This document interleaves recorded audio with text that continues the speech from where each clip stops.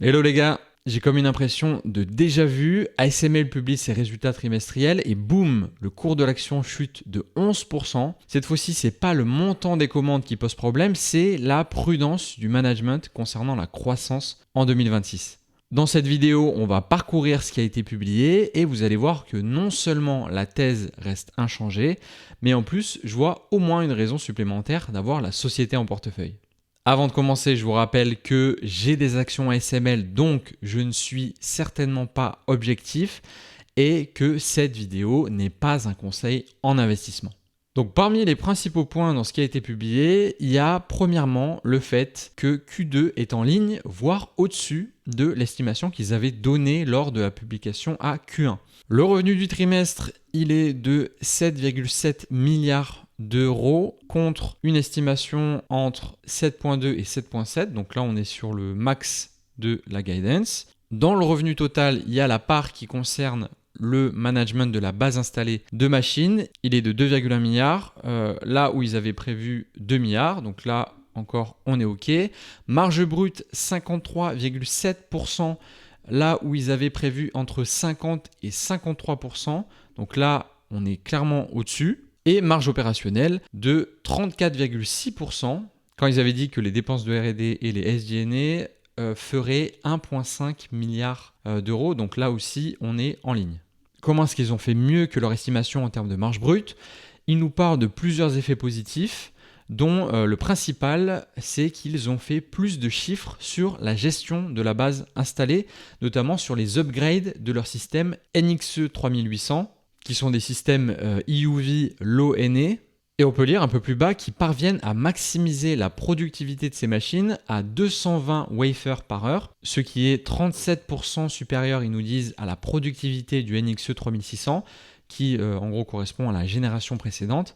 Et forcément, ce gain de productivité, ASML en extrait un maximum de valeur en facturant le client assez cher, quelque chose qui ne lui coûte pas grand-chose en réalité.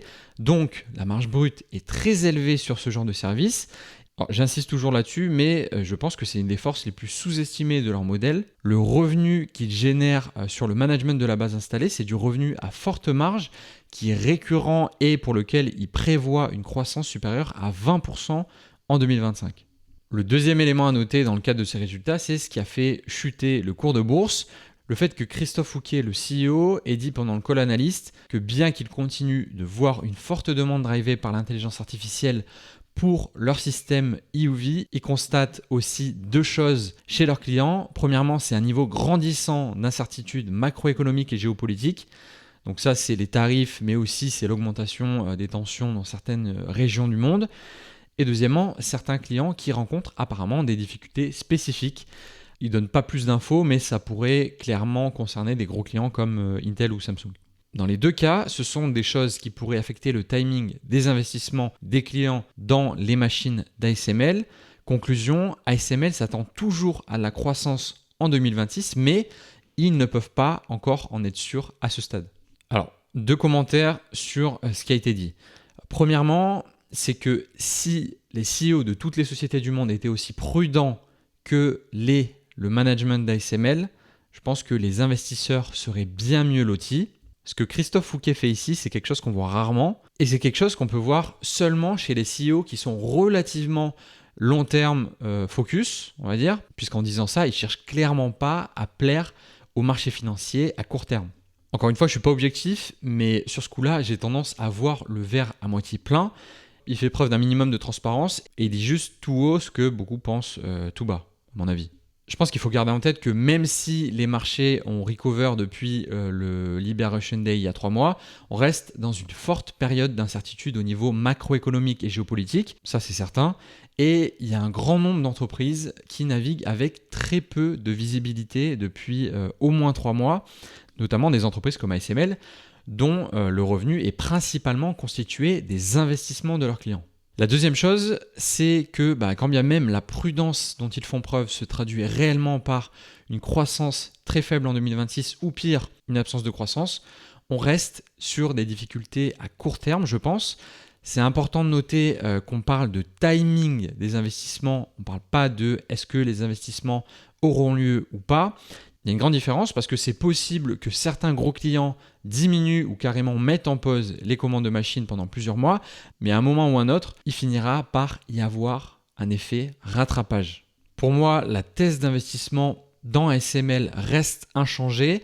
À moyen long terme, il y a relativement peu de doutes sur le fait que la demande pour les puces plus petites, plus puissantes, plus économes soit très forte. Et par la même occasion, la demande pour les machines EUV d'ASML devrait être forte aussi, puisqu'il faut le rappeler, pour l'instant, et pour les 10 prochaines années au moins a priori, ces machines sont un point de passage obligatoire dans l'industrie des semi-conducteurs avancés. D'ailleurs, malgré le fait qu'ils aient exprimé des doutes pour 2026, le management a quand même confirmé la projection 2030 qu'ils avaient présentée en 2024 lors de la journée investisseur.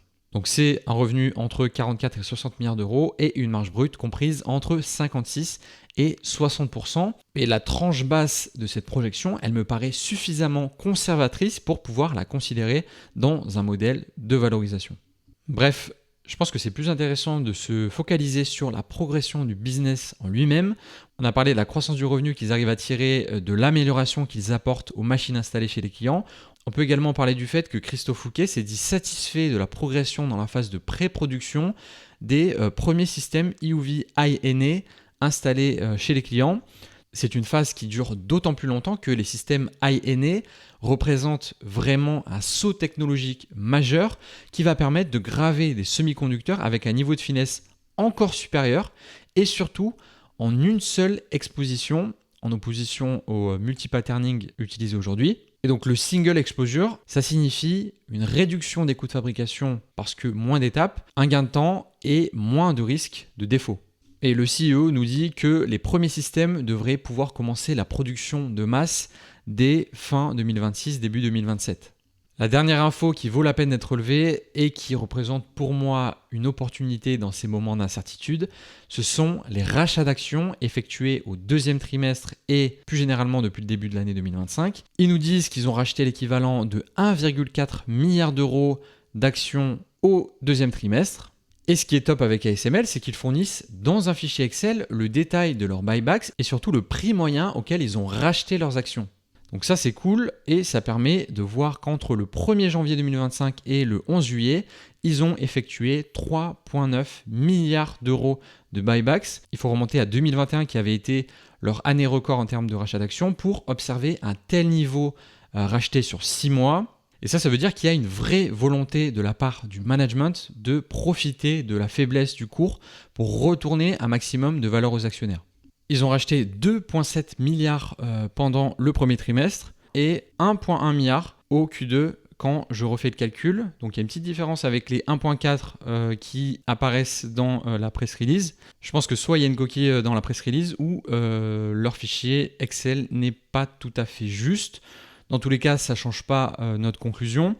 Au total, ça fait 5,9 millions d'actions qu'ils ont retirées de la circulation depuis le début de l'année. Et rapporté au nombre d'actions en circulation total, ça fait 1,5% quand même. Donc, c'est pas déconnant. Et quand on voit le prix moyen de 665 €, on voit tout de suite que c'est un prix plus que correct. Et étant donné le pessimisme du marché sur le dossier aujourd'hui et le fait qu'ils ont du cash, il y a des chances qu'ils continuent à avoir de belles opportunités pour racheter leurs actions à un prix correct sur la deuxième moitié de l'année 2025. ASML, c'est une boîte qui réinvestit énormément en organique, si on compte CAPEX plus dépenses de R&D. Donc ça fait totalement sens qu'ils utilisent leur excédent de cash de cette manière et dans ces moments-là en particulier. Là aussi, on est plutôt sur un green flag en ce qui concerne la capacité, je pense, du management à allouer le capital de manière optimale. Voilà, n'hésitez pas à réagir en commentaire. Est-ce que ASML est une société qui vous inquiète et pourquoi ? Dans les prochains jours et semaines, je vais essayer de couvrir un maximum de résultats d'autres sociétés que j'ai l'habitude de suivre. Donc pensez bien à vous abonner à la chaîne pour ne rien louper. On se dit à très vite, prenez soin de vous, ciao !